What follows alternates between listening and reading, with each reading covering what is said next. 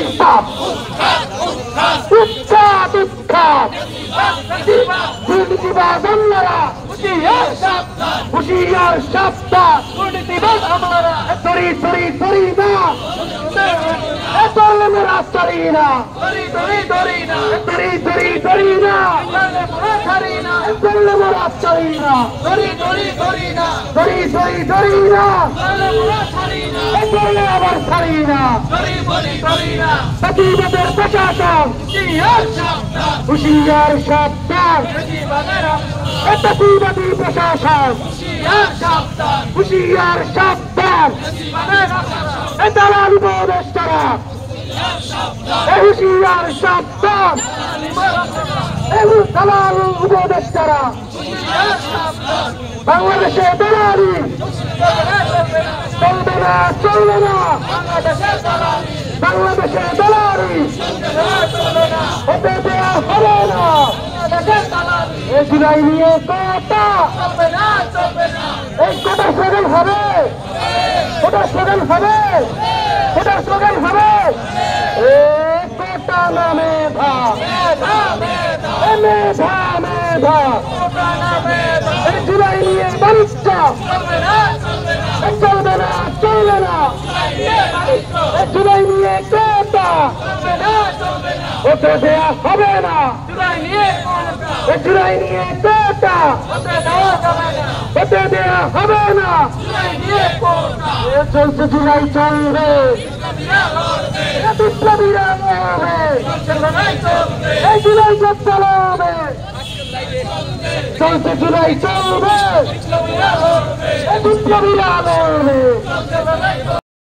চলছিল এবং সেই সংবিধান কিভাবে তৈরি করা হয়েছে আপনাদের সকলের জানা। ব্রিটিশরা বাংলাদেশে শাসন করতে চেয়েছিল এবং বাংলাদেশ যখন যে সরকার এসেছে তারা সেই সংবিধানে বদ্ধবল রেখেছে শুধুমাত্র শোষণ করার জন্য এবং তারা শাসনের রাজত্বে বসে বাংলাদেশকে তারা মনে করেছিল তাদের বাপ দাদার সম্পত্তি। কেউ মনে করেছে তার বাবার সম্পত্তি, কেউ মনে করেছে তার ঝিয়ার সম্পত্তি। এরকম ভাবে আর হতে যাবে না।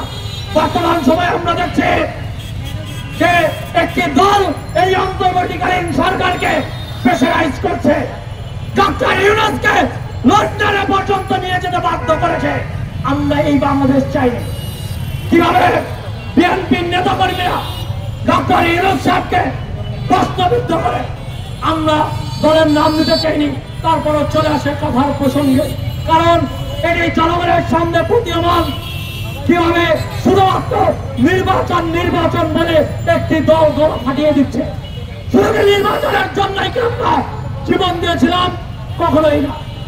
আমরা চেয়েছি ফ্যাসিবাদ বাংলাদেশ থেকে উৎখাত হোক এবং কখনোই যাবে আর কোন ফ্যাসিবাদ বাংলাদেশে যেখানে বসতে পারে আমরা সেটাই চেয়েছি। এর জন্য প্রথম আমাদের করণীয় সংস্কার, সংবিধান সংস্কার। সেই সংবিধান সংস্কারে গণভোটের আয়োজন করতে হবে। কোনোভাবেই যে রাষ্ট্রীয় ক্ষমতায় থাকে ক্ষমতাসীন দলের লোকেরাই এমপিরা সংসদে বেশি পরিমাণ থাকবে, এটাই স্বাভাবিক। সেখানে যদি ভোটের মাধ্যমে আইন প্রণয়ন করা হয় সেটি কখনোই জনবান্ধব আইন হবে না, সেটি অবশ্যই একটি দলের ম্যান্ডেটের আইন হবে। তাই আমরা বলছি যে নির্বাচনের আগে সংবিধান সংস্কার করতে হবে এবং সেই সংস্কারের আগে সংবিধান সংস্কারে গণভোটের আয়োজন করতে হবে।